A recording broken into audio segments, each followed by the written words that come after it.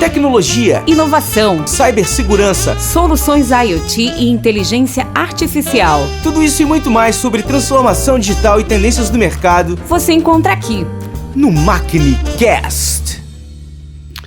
Bem-vindos a mais um episódio do MachineCast. Estou com a ilustre presença aqui do Cristiano Andrade, que é o Head para investimentos entre Brasil e o Reino Unido dentro do governo britânico. Bem-vindo, Cristiano. Obrigado, Fábio, pelo convite. Prazer te ter aqui. Maravilha, maravilha. O teu título por si só já vale uma conversa aqui, né? Eu queria entender um pouquinho disso. Mas antes da gente falar disso, se tu puder falar um pouquinho a teu respeito, um pouquinho sobre a tua história, como que tu chegou exatamente, né, do ponto A ao ponto B, acho que seria bem legal. Por favor. Bom, primeiro, obrigado aí novamente pelo convite. Prazer estar com você e bater esse papo aqui, trocar um mais pouco. Um, né? Mais um. Muito obrigado. Bom, a minha formação é interessante, que a minha formação não tem nada a ver com comércio exterior ou relações internacionais. Tá. A minha formação de partida é administração. Tá bom. Na realidade, eu comecei estudando engenharia. Opa. Engenharia civil. Tá legal. Mas eu não terminei o curso e depois eu migrei para administração. Fiz mestrado em marketing. E essa parte acadêmica é a primeira conexão que me leva para o Reino Unido. Então, A minha formação de administrador foi feita no Reino Unido, em Londres. Tive a sorte e o privilégio para fazer isso durante 3 anos, 4 anos. Volto para o Brasil e aí sim começo a trabalhar. 3, 4 anos depois eu ganho uma bolsa do governo britânico, que é o Chevening, e volto para Londres para fazer o mestrado em gestão de marketing na University of Westminster, em Londres. Então, eu tenho uma relação aí acadêmica, pessoal, vamos chamar assim, de uns 7, 8 anos, com o Reino. Não foi tudo de uma vez, né, em Londres em especial, que me dá esse arcabouço, essa base aí de relacionamento com o Reino Unido, particularmente falando aí, olhando aí minha vida pessoal. E dentro dessa experiência, ao longo do tempo, eu fui meio que levado para trabalhar com o setor de tecnologia. Tá. Eu sou de Recife, então cresci em Recife, mas tive a chance de viajar para bastantes lugares. E dentro dessa experiência, fui parte do Porto Digital. Sim, Recife tem um belíssimo ecossistema de tecnologia, né? Do primeiro time, exatamente. Do primeiro time que, eu falo assim, eu tive a chance, a sorte de trabalhar com as 50 primeiras empresas. Hoje são mais de 200, 300, não sei o número agora, não lembro. Que formou o que a gente entende por ecossistema do Porto Digital em Recife. Que legal. Então eu era essa interface de negócios e era interessante, porque tipo, imagina um bairro antigo, como o de Recife, o Recife Antigo, extremamente histórico, que eles faziam as escavações para passar, né, as fibras óticas, para fazer a conexão do bairro. Estamos falando isso há 20 anos atrás, faz tempo já, né? Nossa. E o meu trabalho era explicar tudo aquilo para as empresas, era dizer para elas o que iriam acontecer. Então era uma visão, era tudo no papel, mas a coisa andou a ponto de criar aí um ecossistema de fato dentro do bairro do Recife. Legal. Então esse foi a minha inserção dentro do setor. E foi muito legal, porque apesar de, digamos assim, a gente dentro dessa experiência, eu pude entender a visão de ecossistema. Tá. Então, o que era um ecossistema de fato, né? Até então, no Brasil, a gente não tinha tanto ecossistema quanto hoje estruturado. Hoje eu tenho a chance de viajar pelo país, a gente vê, né? Floripa, não só Florianópolis, né, em Santa Catarina, mas Blumenau também, Curitiba, aqui em São Paulo, Campinas, enfim. Tantos outros lugares, né, que têm aí seus ecossistemas mais estruturados. Belo Horizonte também. Certo.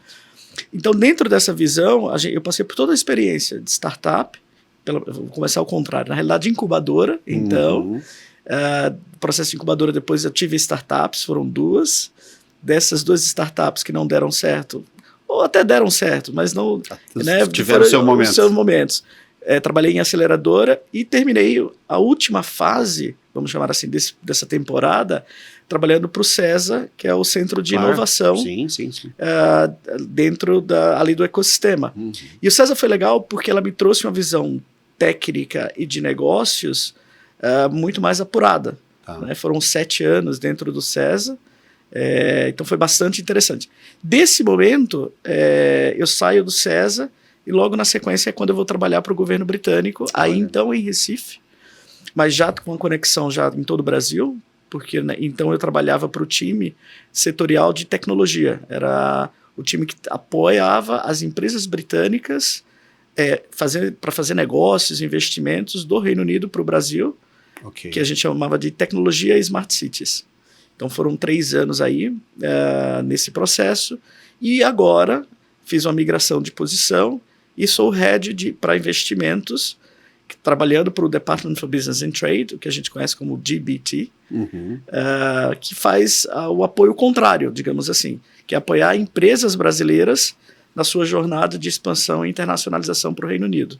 Legal. E aí, dentro desse processo, investimentos, crescimento, conexão com o mercado e tudo isso. Já vamos entrar aí, mas deixa eu só puxar um pouquinho aqui o teu papel anterior, que era de certa forma, ajudar a trazer empresas britânicas para cá, né? Quão desafiador convencer uma empresa britânica a investir no Brasil? Interessante a pergunta. Olha, depende. Tá. Por quê? De fato, não existe... A América Latina, nem só o Brasil. O Brasil tem um peso e uma representatividade grande dentro da América Latina. Então, certo. Apesar da gente achar, né, de certa forma, ter algum tipo de desconhecimento em níveis de negócio, do mesmo jeito que tem empresas brasileiras que pouco conhecem o mercado britânico, daqui a pouco a gente explora. Perfeito. Mas existe sim uma visão do potencial. Talvez a grande dificuldade do Brasil é a complexidade que o Brasil é. Então não é o mercado, mas é a pergunta que, como qualquer empreendedor e investidor faz, como é que eu consigo ter o retorno do meu investimento dentro das regras de jogo desse país que para ele é complexo. Perfeito. Então, às vezes, não é a dificuldade de não saber, de conhecer, mas para nós contexto. também é. Pois sabemos. Mas muito interessante, muito interessante. Então, e qual é, nesse caso, o papel do DBT, nesse caso, é de facilitar esse processo. Exatamente. De desmistificar um pouquinho, de dar os caminhos para que as empresas possam realmente se estabelecer no Brasil. A ideia é essa, né? Tá. Obviamente que é uma visão de governo do governo britânico. Certo. Então, o governo britânico ele está imaginando fazer um trabalho, como o governo brasileiro também faz, como qualquer outro governo, de apoiar iniciativas que olham para o Reino Unido, que é a parte que eu faço, como aquelas que saem do Reino Unido olhando o mundo. Dentro de uma estrutura de governo, o DBT é uma espécie de plataforma que o governo britânico tem para apoiar as empresas. Vamos pegar primeiro um recorte aí, empresas britânicas. Então, imagina o seguinte, como aqui no Brasil a gente tem a Apex. Né? Não dá para comparar da mesma forma, mas ajuda o entendimento. Uma empresa britânica quer entrar em um novo mercado internacional. Qualquer um. Cabe aí dentro desse processo ser o Brasil, porque é um país que tem uma relação bilateral muito forte com o Reino Unido, histórica. Então, existem times aqui no Brasil que são contratados pelo governo britânico para apoiar de forma setoriais essas empresas que olham para o mercado brasileiro. Então, você tem empresas já estabelecidas que, por alguma razão, mantêm aí algum tipo de relacionamento e o governo britânico apoia, fazendo o seu papel mais de mediador ou enfim, de tentar facilitar onde for necessário, como aquelas empresas que não têm nenhum contato ainda com o mercado brasileiro. Então, de fato, esses times, né, os colegas com quem eu trabalho, eles terminam sendo o primeiro ponto de contato sobre o Brasil. Importante dizer que, como governo, a gente não é especialista setorial, apesar, por exemplo, de entender um pouco do setor. O nosso papel é realmente tentar traduzir algumas questões para a empresa. Então, por exemplo, a empresa quer operar aqui no Brasil, mas ela não entende o sistema tributário. Por mais que eu seja brasileiro e entenda o processo, eu não sou especialista em sistema tributário brasileiro. Mas aí eu posso, de repente, indicar para eles escritórios de advocacia. Recomendar. Né? Até porque tem essa questão toda da confiança, da credibilidade e tal, que tu precisa ter algum chão aí para pisar, né? Exatamente. E vocês promovem isso. Exatamente. E aí, dentro desse processo, olhando aí do Reino Unido para cá, para o Brasil, então existe um número de empresas que fazem as suas jornadas. A ideia, tecnicamente, não é que a empresa precisa do governo britânico, né? Óbvio. Toda empresa tem a sua autonomia e o mercado é aberto e livre para fazer o que quer. O objetivo é realmente facilitar na hora que for necessário. Disponível para caso surja a necessidade. E para uma relação bilateral isso é muito saudável. Por quê? Se uma empresa britânica, né, olhando daqui a pouco a gente fala do inverso, mas de uma empresa britânica que quer investir no Brasil e ela tem essa confiança, começando, vamos chamar assim, de dentro de casa, torna mais fácil, pelo menos no início, o processo. Então, termina sendo mais seguro para a empresa, para que ela possa tentar chegar aqui no mercado brasileiro, mantendo aí, obviamente, a sua individualidade, as suas estratégias. Então, é mais interessante. E por isso que é uma forma interessante que o governo britânico tem de atuação. O mesmo acontece com o governo brasileiro em outros países. Né? Então, a gente pode falar aí Alemanha, Estados Unidos, Portugal, que são outros países que o Brasil tem relacionamento, e o Reino Unido, a mesma coisa. Entendi. Índia, né, a Commonwealth, Canadá, próprios Estados Unidos e assim vai. Entendi. Mas isso é super benéfico para a gente como país também, né? Claro. Então, existe algum tipo de acordo ou, se não acordo, pelo menos algum tipo de interação com o time, com o governo brasileiro para facilitar esses caminhos? Sim, com certeza. Vou dar um exemplo prático. Existe uma discussão entre o governo brasileiro e o governo britânico, relativamente recente isso, que é o DTA, Double Taxation Agreement, ou acordo de dupla tributação, ou para não ter a dupla tributação, né? Principalmente quando você movimenta fluxos de capitais entre os países. Hoje existe uma dupla tributação de entrada de capital no Brasil, não de saída no Reino Unido, e isso, de certa forma, uma empresa brasileira que manda dinheiro de volta para o Brasil em alguns momentos, pode ser duplamente tributado, porque paga lá e pagaria aqui na entrada. Então existe um acordo para dizer assim, não, olha, isso não é benéfico. Se a gente quer aumentar e ampliar a nossa relação comercial, bilateral, vamos facilitar esse ambiente. Então, há uma iniciativa do governo britânico, junto com o governo brasileiro, isso independe de governo instalado, é uma visão de longo prazo para tentar ajustar essas questões. Legal. Então, esse é um exemplo prático, né, quanto ou tantos outros que existem aí em nível setorial ou em níveis até de missões entre empresas que são trabalhadas tanto do Reino Unido para fazer negócios aqui, como do Brasil para o Reino Unido. E aí, nesse período que tu ficou trabalhando nesse processo de certa forma, de captação, de facilitação para que empresas britânicas viessem para o Brasil, foi 3 anos? É isso? 3 anos. 3 anos? E como é que tu avalia esse período em termos de, sei lá, perfil de empresa, número de empresas até, porque isso também imagino que deva flutuar com a nossa própria realidade local, né? Existe... o nosso trabalho, obviamente, assim, se a gente olha para o mercado brasileiro, é um mercado muito grande. Então, obviamente, como qualquer mercado que tem várias oportunidades, não dá para cobrir tudo, né? Então, o nosso trabalho, então, era muito focado em alguns segmentos que tinham mais aderência, vamos chamar assim, com o que o Reino Unido desenvolve. Perfeito. E vice-versa. Depois a gente fala alinhado de novo com a estratégia, né? Então, a gente trabalhava com muitas empresas do setor financeiro, por razões óbvias. O setor financeiro brasileiro é um dos mais sofisticados no mundo, demanda tecnologias. Segurança cibernética era uma outra área bastante interessante, em vários níveis. A questão de algumas tecnologias para infraestrutura de telecom. Hoje, menos, mas então... hoje o Brasil já tem aí várias tecnologias já bem desenvolvidas, né? Mas o Reino Unido, antes, em alguns anos atrás, tinha áreas já mais, digamos assim, mais testadas e evoluídas, e haviam transferências de tecnologias para o Brasil, através dessas empresas. A questão de energia renovável é uma outra área muito grande. Então, como você falou, são segmentos ou ciclos ou áreas de tecnologia que em alguns momentos são mais, chamam mais atenção e, consequentemente, tem mais empresas interessadas, e então a gente trabalhava mais, e à medida que o tempo vai passando, isso vai mudando relativamente, né? Então, durante o período que eu trabalhei, a gente chegou a trabalhar dentro do portfólio, se assim a gente pode chamar, uma média aí de 40, 50 empresas de portes diferentes aqui no Brasil. E aí é onde está uma questão. Como governo, não é o nosso... A gente quer que o trabalho da empresa seja o mais perene possível, mas não é a gente que vai fazer isso, é o mercado, ela, é a competência, é a capacidade de venda. Perfeito. São outras variáveis que a gente, obviamente, não controla. Nosso papel é realmente tentar facilitar.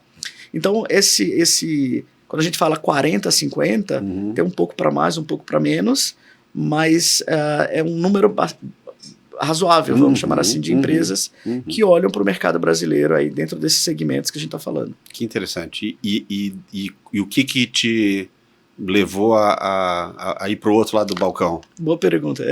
Bom, o que aconteceu foi, na época, eu já trabalhava com a parte de investimentos e internacionalização, só que focada para o setor de tecnologia. Então, o meu papel então era apoiar empresas britânicas, mas como eu falava muito com empresas brasileiras e circulava pelos polos de tecnologia do país, invariavelmente alguma empresa chegava, poxa, mas você não consegue me conectar com uma empresa britânica lá no Reino Unido, porque eu tenho essa tecnologia. Então, eu já informalmente tu já estava fazendo. Eu já estava fazendo, eu já tinha um olhar para esse lado. Então, nesse processo, uma colega então que trabalhava no consulado, ela foi para o Reino Unido trabalhar lá e eu abriu a vaga. E aí houve um processo seletivo, interno e externo, e aí eu fui selecionado e desde então migrei. Que legal. Isso aconteceu exatamente há 3 anos e meio. Foi durante o início da pandemia. Então, foi mais ou menos nesse período aí que eu migrei e desde então continuo agora apoiando as empresas brasileiras. E eu confesso para você que eu gosto. Porque o que é legal é a gente ver a capacidade e a criatividade das empresas brasileiras. Então, hoje, a gente tem uma série de segmentos no Brasil que vamos chamar assim de forma a indústria, o setor, ainda tem algumas necessidades no desenvolvimento do mercado. Então, muitas vezes, justifica essa empresa, desde muito cedo, a olhar para fora do Brasil mais rapidamente. E o Reino Unido ele tem um ambiente favorável para alguns segmentos e setores que apoiam isso. Que aqui no Brasil, você ainda não tem, incentivos tão estruturados, ou quando você pensa em termos de investimentos de VCs, né, de Venture Capitalists, para investir nessas empresas lá no início, ou investidores anjo mesmo, não tem uma estrutura ainda tão definida. A gente está evoluindo, né? Acho que as coisas já foram bem piores aqui, mas a gente ainda está há um longo caminho de um estado como a gente vê, por exemplo, no Reino Unido, né? E aí tu tens contatos que podem facilitar esse processo. O nosso trabalho, como é que funciona, né? Imagina que qualquer empresa brasileira, diferente, independente de tamanho, de segmento. Ok. Então ela quer conhecer mais sobre o Reino Unido. Então a gente estimula esse contato inicial. A gente vai lá, bate um papo, entender a estratégia que ela quer. Em alguns casos, às vezes ela está muito early stage, ela está muito na fase inicial. Então também não cabe a gente dizer para a empresa, olha, pensa mais sobre isso. A gente tenta mostrar para ela a informação que ela precisa. Então a capacidade, vamos chamar assim, de digerir essa informação vai depender mais, obviamente, da musculatura da empresa. Se ela tem uma estrutura que consegue olhar o mercado internacional mais rapidamente, muito provavelmente ela vai conseguir acelerar o processo. Mas independe. Então a informação a gente passa de forma indiferente. Então a gente explica coisas básicas. Como é abrir uma empresa no Reino Unido? O que é que eu preciso saber? O que é que eu preciso ter? Eu preciso estar no Reino Unido? Não. Para abrir uma empresa, isso é interessante. Você não precisa. Você precisa ter um representante legal no Reino Unido, mas o dono da empresa, o investidor, quem quer que seja, não necessariamente precisa estar lá. Então, qual é o processo? Então, a gente vai desde essa parte inicial e apoia a empresa com alguma inteligência de mercado. Fala alguma porque... Sim, porque a partir de entender se o mercado está pronto para absorver essa... Né, ou necessita dessa tecnologia ou desse produto, é absolutamente fundamental. Né? Sem dúvida. E aí, dentro dessa inteligência, como é que funciona isso? Não é que a gente vai dizer para a empresa o que é que ela tem que fazer. Na realidade, a gente mostra panoramas de alguns contextos aderentes que a gente consegue capturar junto com a empresa do que é relevante para ela. Vou explicar melhor isso. Vamos falar numa empresa de inteligência artificial aplicada ao sistema financeiro, vamos uma coisa mais abrangente aí. Então, a forma de utilizar potencialmente essa tecnologia que a empresa tem, não sou eu, Cristiano, nem um time nosso, e outra, o trabalho não é feito só no Brasil. Eu tenho colegas lá no Reino Unido que apoiam a gente, como eu acesso vários portais e plataformas para acessar essa informação. Alguns casos de prateleira, né, como a gente chama off the shelf, outros não, são especialistas que a gente consegue conectar. E aí a gente pergunta para a empresa o que é que ela está olhando, o que é que ela está buscando, de uma forma mais genérica. E aí a gente tenta buscar qual é esse contexto mais ou menos semelhante no Reino Unido. Então, muito provavelmente vai ter algum tipo de relatório, um especialista que ela vai conectar, pode ser conectado, algum hub de tecnologia lá que ela pode ser conectada. E aí a gente fala para ela, olha, considerando o que você precisa do teu mercado, essas são as informações que a gente tem disponível para você. E aí a gente passa para ela. Isso não custa, é gratuito. Tá, ok. Isso é, digamos, sigiloso, então a gente não vai estar, obviamente, focado para a empresa. E a ideia é que ela digira aquela informação de modo que ela possa estar desenhando a sua estratégia e executando. Então, na hora que ela vai executar a estratégia, então, vou dar um outro exemplo. Ela leu um relatório, ela fez uma conexão, ela já tem algum tipo de conexão com o mercado britânico e, poxa, vou lá para o Reino Unido agora, prospectar e pensar o que é que eu vou fazer. Tá. Então, na hora que ela vai fazer isso, aí é onde entra o nosso trabalho, de ajudá-la. Caso ela já tenha a informação de entender como aquilo pode ser operado, obviamente a gente não se envolve. Mas se ela voltar para a gente, Cristiano, eu planejo ir para Londres, Manchester, sei lá, e outra cidade, Birmingham. Então, 3 cidades por alguma razão específica. Tá. Então, a gente tenta mostrar para ela como é que funciona, a gente tenta educar nesse primeiro momento. Tá. Ou ela participar, por exemplo, de missões que a gente organiza. Ok. Então, é uma agenda articulada que a empresa pode acessar, mas, obviamente, dentro do interesse dela.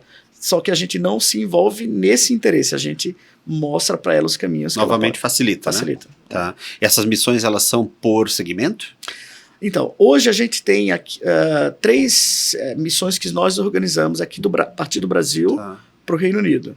Uma está focada para o setor financeiro e fintech, que vai acontecer até agora em abril, que é a Fintech Week em Londres.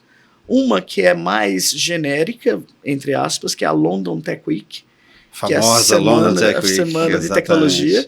Então, eu recomendo todas as empresas, quem tiver empresa de tecnologia, a gente fala muito do Web Summit, a gente fala do SAP, de outros eventos internacionais, mas a London Tech Week ela é especial, né? Eu acho, particularmente. Daqui a pouco eu posso falar mais. Eu gostaria que você entrasse um pouquinho mais de detalhe, mas fala da terceira. E aí, e a gente tem aí uma outra que a gente está montando, que é para a parte do setor de Life Science.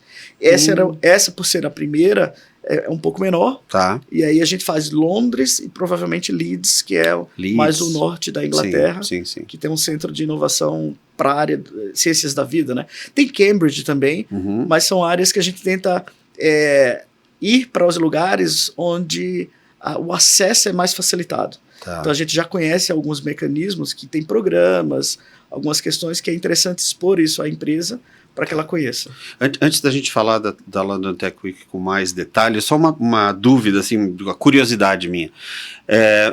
Entendo que vocês estão, então, à disposição das empresas, por exemplo, brasileiras que têm interesse em ir para o Reino Unido, mas vocês, vamos dizer, atuam de forma reativa, no sentido de se a empresa procura o governo britânico ajuda, ou vocês têm, na verdade, um processo de ativamente lá captar empresas na área de tecnologia, por exemplo, para oferecer esse caminho, né?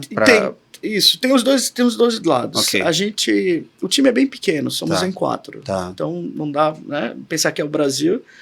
Então, a gente hoje, dentro da nossa área de atuação, trabalhamos mais especificamente com 4 setores. Tá. E dentro desses setores são gigantes. Então, o primeiro é tecnologia de informação. Tá. E tudo que você imaginar, e todos os segmentos possíveis. Já é um universo, já né? Já é um universo de coisa. Tá. A área, a gente chama de Life Science, né, que é ciências da vida. Então, biotecnologia, nanotecnologia. Então, tudo que envolve... não só essas áreas, mas como exemplos, né? Dentro de ciências da vida a gente está trabalhando, e tem algumas razões que daqui a pouco eu falo. Energia renovável, e aí mais especificamente tecnologia offshore, que o Reino Unido tem muito conhecimento, E muitas vezes a empresa brasileira vai buscar esse conhecimento, participar desse mercado lá para trazer essa tecnologia para fora, de volta para o Brasil. Legal. Porque é um setor gigante aqui que começa a crescer. Que mais? Segurança cibernética aí cai dentro de tecnologia. Tá. Então, existe sim alguns segmentos, setores que somos mais ativos. Tá. Por uma razão, eu falei do sistema financeiro, setor financeiro. Sim. As fintechs brasileiras também. Porque elas são empresas que têm muita tecnologia de ponta. E aí é interessante, não é dizendo que o Brasil não tem mercado mas o nível de competitividade global que uma empresa pode encontrar no Reino Unido ajuda ela a fortalecer a musculatura da estratégia internacional dela. Então, muitas vezes, uma fintech brasileira que vai, como a Pismo, né, que foi comprada pela Visa recentemente, né, a última unicórnio brasileira, se não foi a última, penúltima unicórnio brasileira, que foi comprada, a gente fez todo o trabalho de internacionalização da Pismo, quer dizer, não só, no caso aí, para o Reino Unido, o objetivo deles era acessar ali o grande conhecimento que o setor financeiro britânico tem em conexão global. Perfeito. Né? Então, não que isso não exista no Brasil, mas a escala do Reino Unido nesse sentido é como se fosse um próximo patamar, como tem para os Estados Unidos, como tem em outros países. Né? E isso ajuda a empresa a acelerar as suas estratégias. Então, essas são áreas que a gente proativamente prospecta. As outras é mais reativo. Então, estamos conversando, a gente vai participar de um evento, como fazendo esse aqui agora, eu palestro, explico um pouco da agenda e, naturalmente, a empresa se aproxima, fala, Cristiano, achei interessante, estou conversando com uma empresa britânica, mas acredito que pode fazer sentido uma operação lá, e esse é um ponto importante, a gente não trabalha com comércio exterior, porque isso aí não é o trabalho, certo. porque é um trabalho importação e exportação. Tá, não é o caso. Por quê? Isso é um trabalho comercial. Então, Perfeito. como o nosso trabalho não é comercial, mas é de apoio à extensão e o crescimento da empresa, para que ela possa dar certo lá, então a gente lida com essa outra... é quase, em alguns casos é natural a importação e exportação, né, que a empresa vai fazer ali. Sim. Faz parte do percurso. Mas não é o fim. Pode ser um meio no processo, pode ser uma parte do... A gente quer que a empresa tenha sucesso no esforço de presença de mercado no mercado britânico. Entendi. Então, voltando, mais reativo nesses casos, e casos que a gente tem indicações. Então, por exemplo, a gente trabalha muito junto a grupos que olham para a internacionalização. Vou dar um exemplo aí na CAT, por exemplo. Tem o grupo, sim, lá em Santa Catarina. Em Santa Catarina. Você tem um grupo dentro da CAT que olha para a parte de internacionalização das startups. Ok. Então a gente conversa com o grupo, volta e meia a gente faz uma palestra, explica como funciona, participa dos eventos locais. Para as diversas verticais que ela tem também. Das diversas verticais. Sim. E aí, naturalmente, as empresas se aproximam e aí a gente vai trabalhando casa a casa. Vale dizer que esse processo não é um processo de curto prazo. Então, claro que pode ser que uma internacionalização aconteça em 2, 3 meses. Mas, geralmente, quando acontece, a empresa já vem fazendo um dever de casa já de algum tempo. Em média, a gente vê que a empresa leva 1 ano, 1 ano e meio para fechar um ciclo de operação internacional, pelo menos para o Reino Unido. Talvez para outros países pode ser diferente, mas para lá a gente vê que é mais ou menos isso. E existe... Isso não é regra, mas é uma média que a gente vê aí das empresas. Eu entendo. E existe uma espécie de perfil mais adequado de empresa que teria mais chance, vamos dizer assim, de ser bem sucedida numa internacionalização? Olha, por experiência, tecnicamente, a gente diria qualquer empresa. Às vezes depende mais da capacidade e dedicação da empresa. Porque internacionalizar é como você ir para abrir outro mercado. E Perfeito. Um diferencial que, né, nesse caso, atravessa o Atlântico. Né? Certo. Mas imagina assim, imagina que você está, sei lá, estamos aqui em São Paulo. Se eu for abrir um mercado, por alguma razão, no Nordeste ou no Sul do país, é um ambiente, é um contexto de negócio diferente. Correto. Existem regras locais que eu preciso me adaptar, que eu preciso entender, interpretar e, consequentemente, tornar elas práticas dentro do meu negócio, né, para não tornar ali, entre aspas, um corpo estranho. Perfeito. Então, é a mesma coisa, só que talvez com a questão da língua, a questão da cultura, tem alguns outros elementos que aí onde entra o nosso trabalho para ajudar a empresa a acelerar esse processo internamente. Então, algumas empresas digerem isso mais rápido, e aí indifere. Às vezes uma empresa pequena é mais rápida do que uma empresa grande porte, porque às vezes o processo de decisão é mais demorado, ou não, ou porque uma empresa mais grande porte, tem mais musculatura e mais capacidade financeira, pode fazer mais rápido. Então, depende muito de caso a caso. Tá. O que é que a gente tem observado das empresas que conseguem se destacar nesse processo? Inovação. O mercado britânico, ele é um mercado ultra competitivo. Tá. Então, do mesmo jeito que a gente trabalha aqui para empresas brasileiras, existem times e conexões com empresas dos Estados Unidos, empresas europeias, empresas da Ásia. E todas brigando pelo mesmo espaço, né? Claro. E elas buscam, e é isso que é interessante. Quando a gente fala sobre mapa global de internacionalização, claro, tem mercados maiores do que o mercado britânico. Tudo bem que é o 5º maior mercado de consumo no mundo. É bem grande. Tá. Mas você tem os Estados Unidos, você tem... Então, por que eu vou para o Reino Unido e não para os Estados Unidos? Excelente pergunta. Por que eu vou para, sei lá, para Singapura certo. e não para o Reino Unido? A questão é o conjunto de coisas que você pode encontrar dentro do mercado britânico que vai fazer com que a tua estratégia global de lá possa ser mais forte. Então, deixa eu te interromper aqui, vou falar do elefante na sala, né? Vamos falar do elefante na sala, que é o Brexit, né? Então, há pouco tempo atrás, antes dessa história toda do Brexit, eu acho que era bem fácil de enxergar o Reino Unido como uma porta de entrada para toda a Europa, né? Então, era um caminho, talvez até razoavelmente natural, de uma empresa que quisesse explorar o mercado europeu, começar talvez pelo Reino Unido, até pela referência, por exemplo, na parte financeira e tal, né, no mercado financeiro. Com o Brexit, aí a minha pergunta, eu não estou assumindo nada, mas eu gostaria de saber a tua análise, né?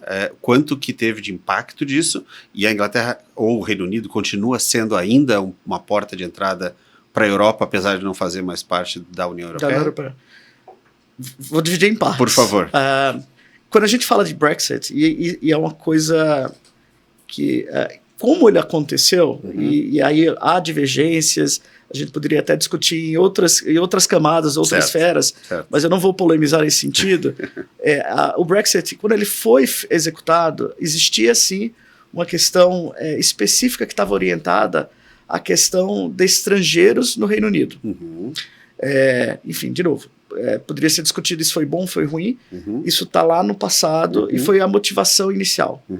Isso há consequências, porque na hora que você fala dessa conexão e liberdade que o europeu, né, do europeu do continente, que o britânico é europeu, mas o europeu ali no continente é europeu, né, ali dentro dos países, dentro do continente europeu, iam livremente, migravam e saíam do Reino Unido, isso foi cortado, então você criou sim, então, um processo que precisava ser reinterpretado.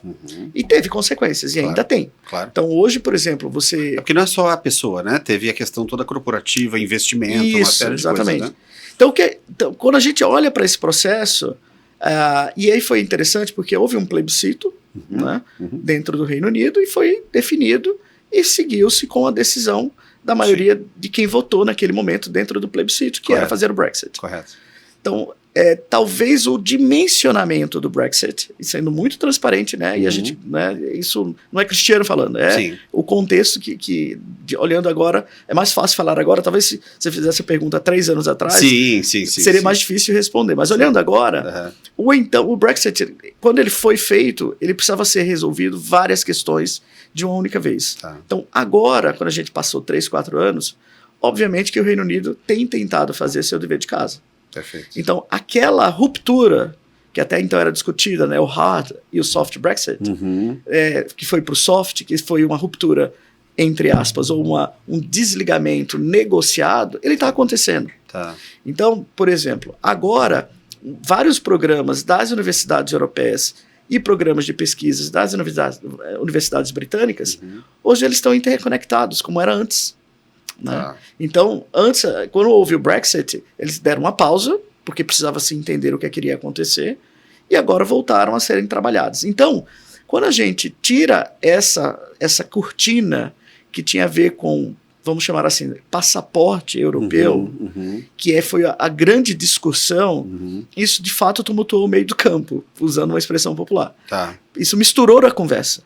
Mas agora o que a gente tem é que, na visão do Reino Unido, essa capacidade bilateral que o Reino Unido, né, ou multilateral que o Reino Unido ganhou de lidar com os outros países, por exemplo, como o Brasil, é muito benéfico. Perfeito. Por quê? Hoje o passaporte brasileiro ele é tão válido no sentido de visto de entrada quanto do europeu. Perfeito. Não existe mais aquela fila de separação. Quer dizer, até tem em alguns países ali, mas o que eu quero dizer é a facilidade de um investidor, para o ponto que a gente fala, brasileiro, e um investidor em uma empresa europeia, eles vão encontrar o mesmo tipo de ambiente. Entendi. Então, para a gente brasileiro aqui, a relação com o Reino Unido só ganhou mais força.